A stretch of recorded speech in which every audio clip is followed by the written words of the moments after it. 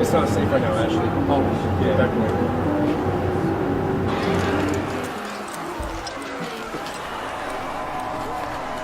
Hapo ndani.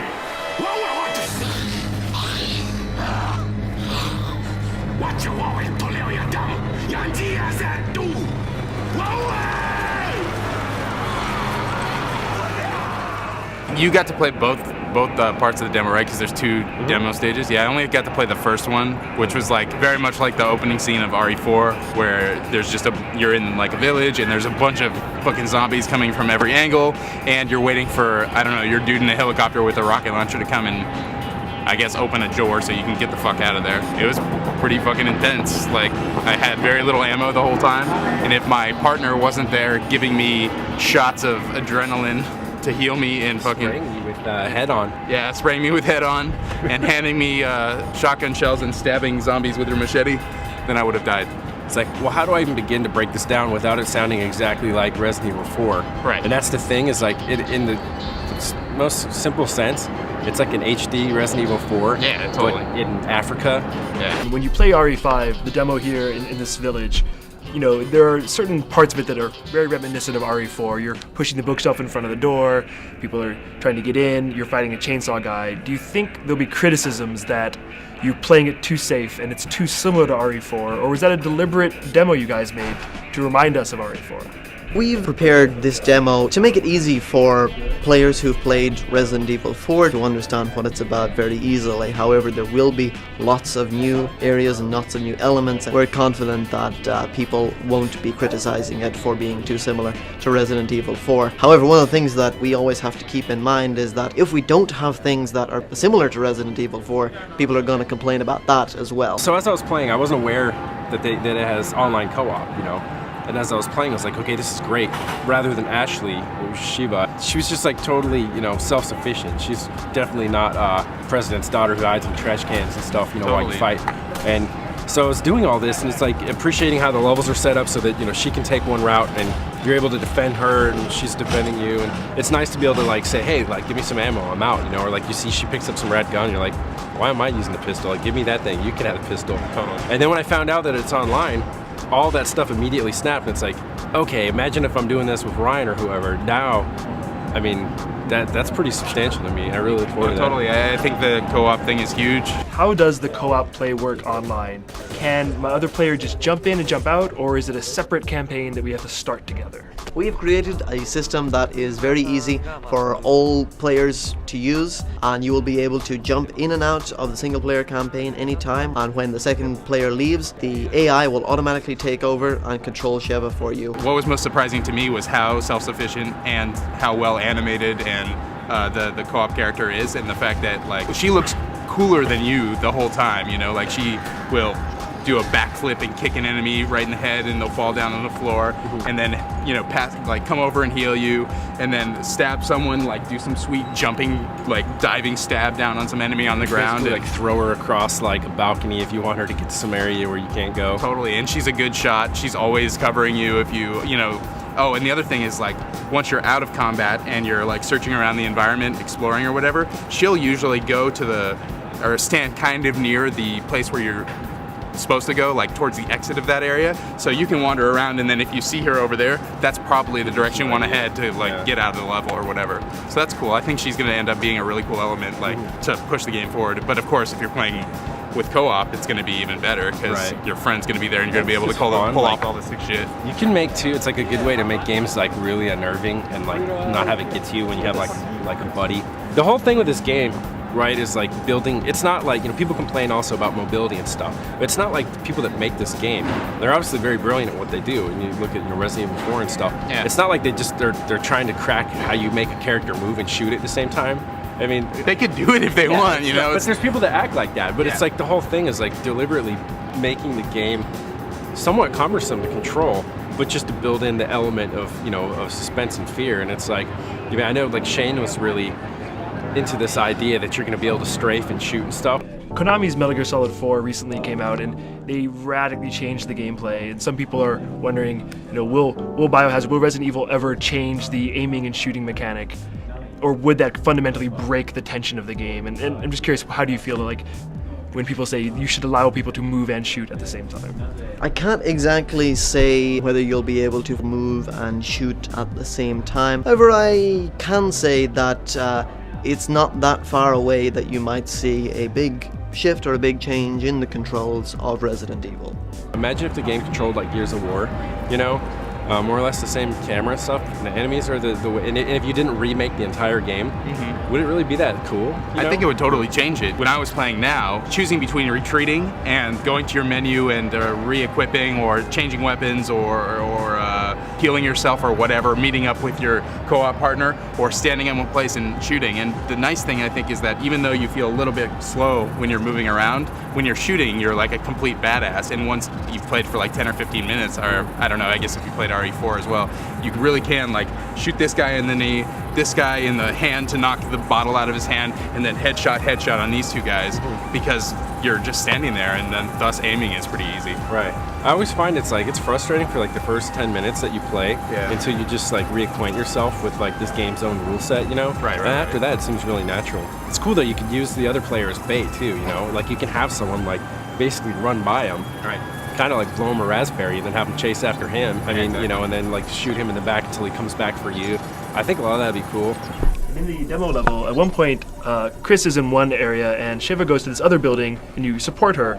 So throughout the game, will there be parts where they split up and you'll only be able to see this one path if you're playing as Shiva?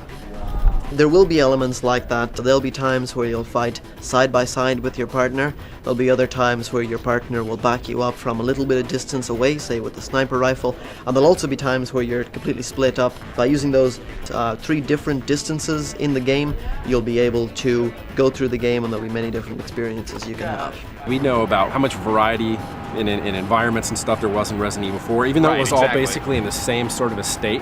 It's like you're in these underground castles, you're out in these fields, then you're on like islands, and I you're in couldn't all have these been more different happy places. with the variety in RE4, totally. Yeah, and I expect that here. I mean, they showed that one trailer where it looks like Mad Max, you know, you're out riding bikes around and stuff in the total wasteland. What about in this, like the enemies, you know how normally when you shoot off a Ganato's head, that tentacle monster would come out, but then they would become more difficult. Some of the enemies before the tentacle monster would pop out, if they got up close to you, they would open their mouth and go, ah! Yeah. And inside you could see the tentacle monster like beginning to come out of them. I don't know if because you know how some zombies don't have the tentacle monster and some do or whatever. I feel like you might be able to see which ones are going to be a little bit harder to kill before you actually pop their heads off. Yeah, that was an easy section because it's a demo for mass consumption and like very quick turnaround. Yeah. But you know, I mean, you know, you see the guys who've got like flaming crossbows and all the hatchets and stuff. You know, when they ramp up the difficulty and you play in a normal setting in your own house after you've learned to play it,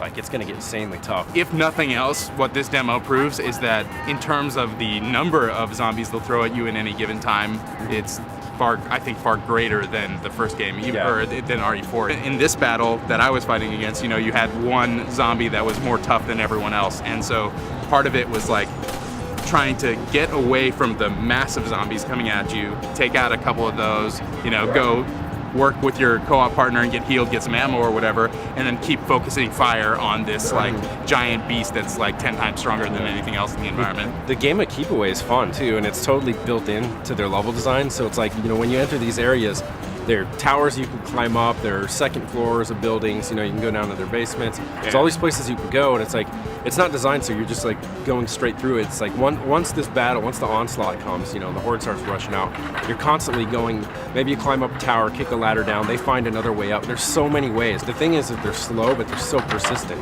Yeah. You know, I got to this one balcony, and Shiva was sniping down there, and I was throwing grenades and stuff down there, and I turn around, and next thing I know, one of them was like grabbing her. You know, they found this way up the ladder behind us that we came up. You know, it's kind of like Pac-Man in a way. A little bit, kind of yeah. like making it up. It's like, you know, you're running half the time, but then all of a sudden it's like the equivalent of getting your power pellet. You're like, I got a good position, I'm gonna stop and shoot 5 of them, then I'm gonna run again until I reload, get more ammo and stuff, and then I'm gonna like shoot them some more. It works out well. It does do the thing that, you know, you and I complain about quite often, which is it still has fucking exploding barrels like all over sitting it. around the environment. But one cool thing that happened when environment, that's the one environment though I believe that they would probably be there. I hope so, man. When I say really shitty, do. I should clarify too. I don't mean it was like when I said a shitty African town. I don't mean that it's like it's shitty because it's African, but it's a shitty town in Africa, and it's like it would be a shitty town no matter where it's at, you know. But it's like it's made of, you know, it's like corrugated aluminum siding and cardboard houses and stuff, and that was- there's gonna be propane tanks laying That around. was what was so cool about it, is when I shot them, I thought that it was going to blow open this this door, the path to the next area, you know, open the arena up, but it didn't do that. What it did is I shot them, and it set this whole like space on fire and took down a bunch of the like little crappy sheds that were in the area. And there was even one that had, I could see through a window that there was some shit in there, like ammo that I wanted to go grab, but I couldn't find a way into the shed. But after I set the fire, a bunch of shit burnt down, and then I could go into those sheds and grab all the crap that was in there. It seems like the environments will be a bit more dynamic this time than they were last time. In most games, you look up at the sky and you see birds flying over, and you hope that you can shoot them. And in some games, when you shoot them and nothing happens, that makes you sad. And in some games, when you shoot them and they explode or whatever, it makes you happy. But in this game, or in 4, you shot them, they exploded, and then they dropped an item like 100% of the time. You know, like a grenade or money or whatever. And that just like, that's a totally sweet reward, or, you know. Manna from heaven. I want to play more. Yeah, I totally agree. Like I sat there and I left. I wasn't kicked out, but I basically left out of guilt. It's like I know I'm sitting here so long and there's other people that want to play. So I did each of those levels that they had 2 times. Maybe 3 times on the second one because the chainsaw guy kept getting me. Nice. And I eventually got him. I was like, all right, man, I'm out of here. That was all you needed to do, kill that motherfucker. That's cool. Dude, that's racist. That's racist, yeah.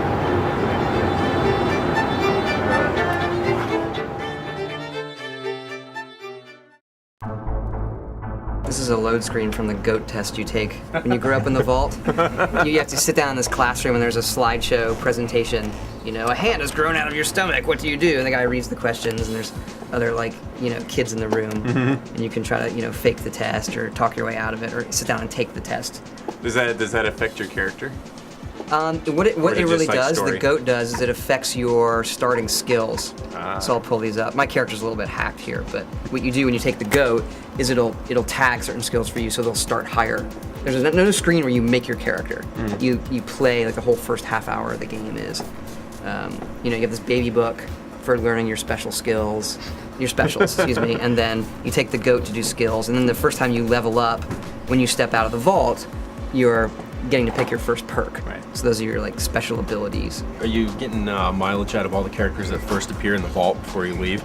Yep. So you see them when you're 10, you have your birthday party, and you see these little kids, you know, who are also 10, kind of, they're like the snot-nosed kids, you can kind of tell, and they're trying to like form their own like mock gang.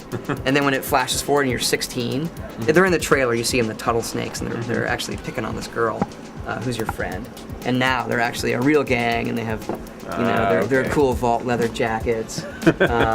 And they actually become, you know, recurring characters. One of the first things we do in the vault to teach you the karma system, whether you're good or bad, is how you deal with them. So is the karma system mostly a binary thing? Is it, you know, light side, dark side? There are definitely multiple ways, and we intentionally hide the numbers. So when you lose karma or gain karma, you just get a message. You've gained karma, you've lost karma, and you kind of have to feel it. We're pretty careful how we do it in dialogue, because we found some people just want to be snarky, but they haven't done anything bad. Like just being a jerk to somebody through dialogue doesn't really lower your karma. It has to be an action. So sometimes you can do actions through dialogue. Really lie to somebody. Don't give them what they want. Gotcha. Or give them something they want through dialogue. Then that's going to adjust your karma. But just being a dick, generally, Not so much. it doesn't. This is the Pip-Boy 3000, so you can see all of your various stats and things like that. The general tab will keep track of your karma. So my guy's kind of evil. And then the data tab, where you can go through, you know, notes you found, listen to holotapes, your various quests, you know, world map, where you can find things, so you can fast travel back to places you've been. Oblivion starts when you step out of the dungeon. You already know some cities and you just go right to them. But with this, you're on foot. You have to discover everything on your own, so it's just a system for getting back to places. Were you worried that when you put in the fast travel system, people were going to be up in arms about the lack of the the random combat sort of hybrid fast travel that they did in the last 2 games? I mean, anytime we change anything from the previous games, we're like, this is gonna get us shot. In the original Fallouts, they have an over map that you fast travel through. Right. So we do have a system when you just wander the wasteland, you are gonna run into random encounters. We have a really cool random encounter system with these, big trigger boxes that will set off certain things based on what you've done.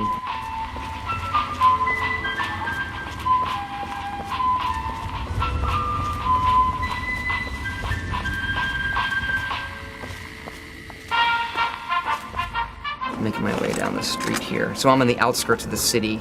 This highway leads in to the downtown area. And so, the wasteland is all the way out there. And it starts to get, as you go through it, it gets more and more urban.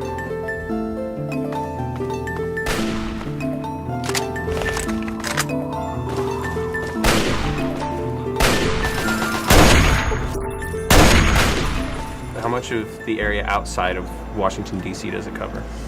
Well, the scale is so different. It's definitely compressed. This area here, that's all highlighted, that's like the actual downtown DC. And so the mall is over here, Museum of Technology, the Washington Monument, which I've already discovered.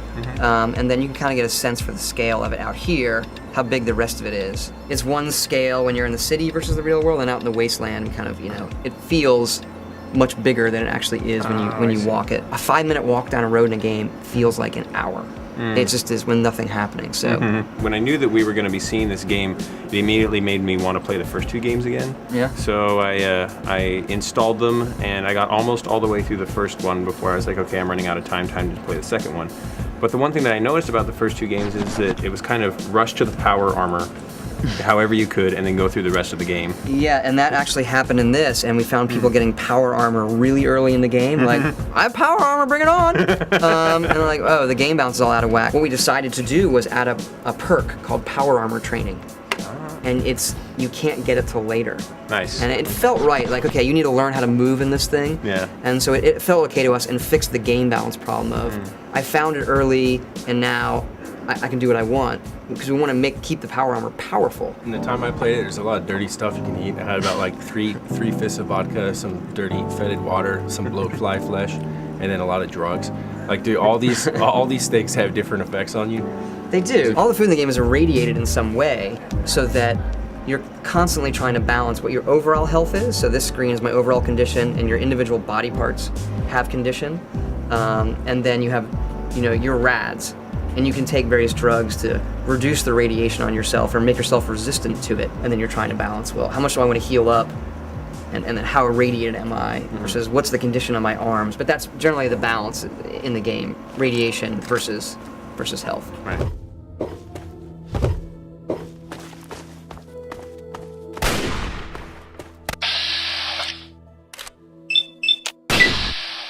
This is the VAT system, which I know a lot of people have seen.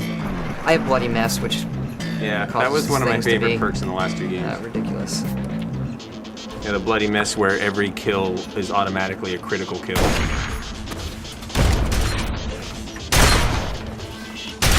Fallout just wouldn't be Fallout with lots of violence. Exactly. This is like a raider camp here, where they've set up. Good place to find a lot of things. You can go through these refrigerators. Oh, you asked about the food. Okay, so here we go. Refrigerators are good. Okay, there's probably food in there. So you can see some of the various food types. And then Nuka-Cola works as, a healing source. Let me take all this. But then because bottle caps are also the currency in the game, when you drink the Nuka-Cola, it's going to heal you, Sure, but you then don't you're want also the given a iguana? bottle cap. So it's also money. You got an iguana on a stick. I do, yeah. Is it like Oblivion where you pick up too much and you're overburdened? Exactly. Yeah, we're a little bit nicer about how much you can carry in this one, because we found, with guns and ammo, people want to have more of each type. Right. With Oblivion, it's okay, you can specialize, like, okay, I can pretty much use this sword, but once you have a consumable resource like ammo, they want to be able to, have a bunch of weapons, and then you get into power armor, it's pretty heavy. And there's also a perk called Strong Back that can make you carry even more. I thought vampirism worked really well in the Elder Scrolls games. It's often used as an example of the depth of the game and the range of player options. It seemed kind of like a no-brainer that players could become a mutant or something in this, but I hear that that's not the case. We did toy with it, you know, hey, what if you get mutated and you can gain powers and stuff. We wanted to keep it a little more what your character could do, not get into, maybe it was because we did Elder Scrolls, get into the magical, super powery things, though I think it's a natural, you know, in future games. But I will say there are some things with perks and radiation that you can get that make it all not negative. These lockpicking tools, is that like a bobby pin and a screwdriver? Right, you just happen to have a screwdriver, it's not in your inventory, it's just, you know, we assume you have one for the game. And then bobby pins are the resource. You know, the controller's vibrating, it's pushing against that bobby pin. And it acts a little bit more like real lockpicking, so I'm told. You know, you gotta find the right angle for the tumblers and then put the torque on the screwdriver. I can show you guys the hacking. So there's that turret over there that the raiders are controlling. And then this is another skill check, like lockpicking, for your science skill. It's like you're in the BIOS of the computer seeing potential passwords.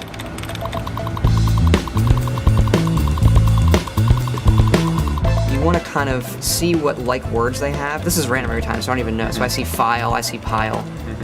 2 of the 4 letters are correct in the correct position.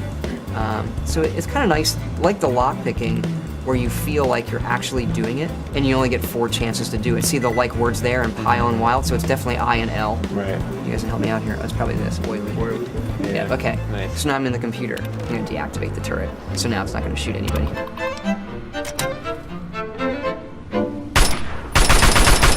So the rocket launcher is the heavy gun you can make. So this is a weapon you build out of like, you know, a vacuum and a wood chipper.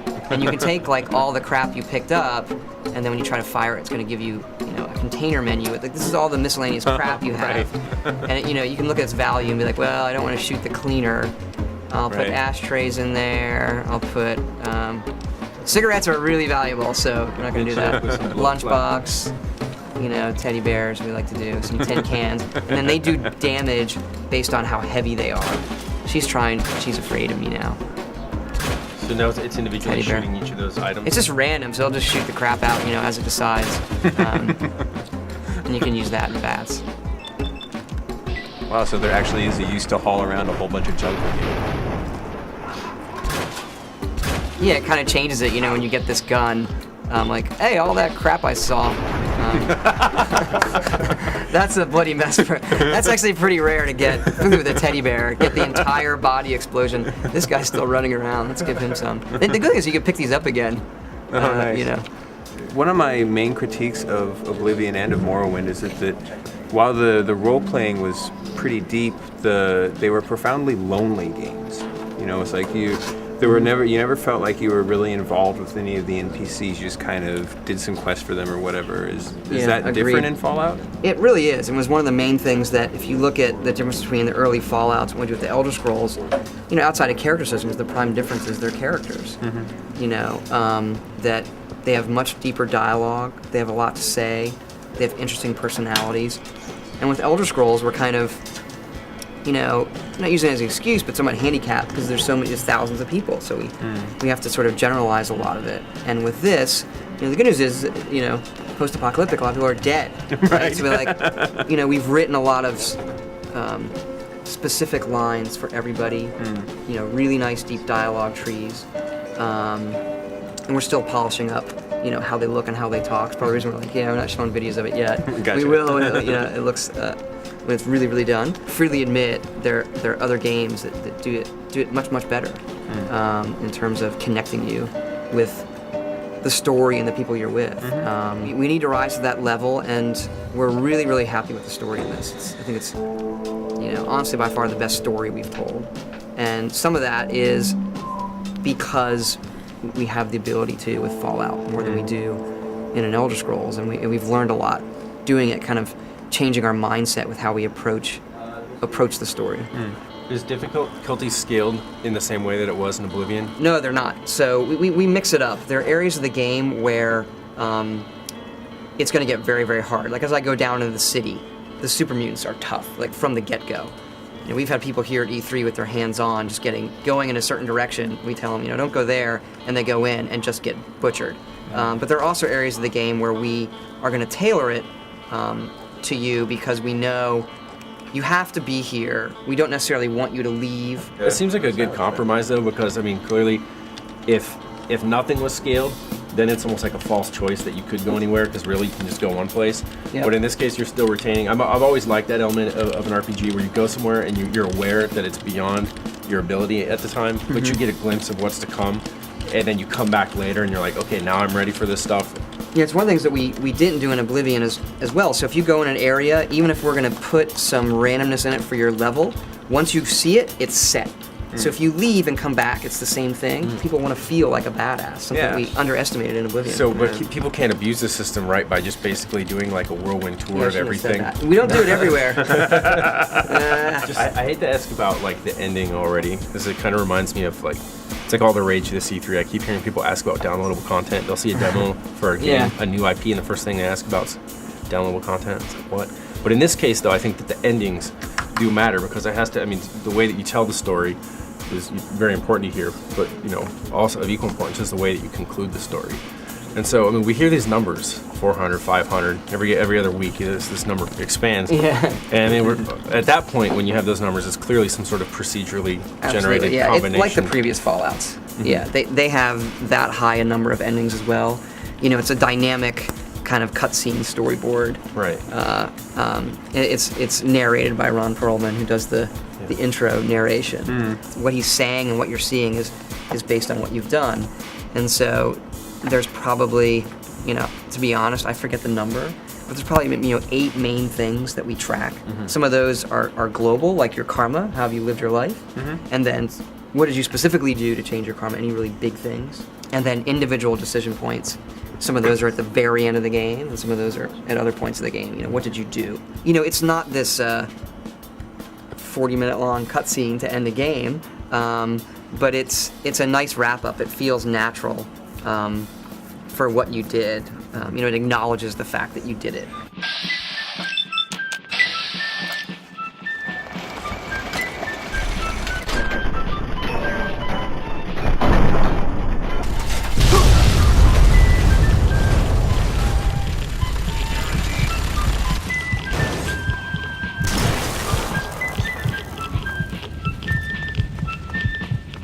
So now I'm getting closer to the city. And a lot of these buildings you can go in, that building over there is a library. And so even though we don't call it a quest, you can go in there and, you know, there's some Brothers of Steel guys ask you, hey, we're trying to find some old books and technology stuff. And so if you find these pre-war books for them that are in good condition, they'll, you know, pay you money. This is the Enclave Vertibird dropping off troops coming after me. Again, I'm later in the game where the Enclave and I are not friends.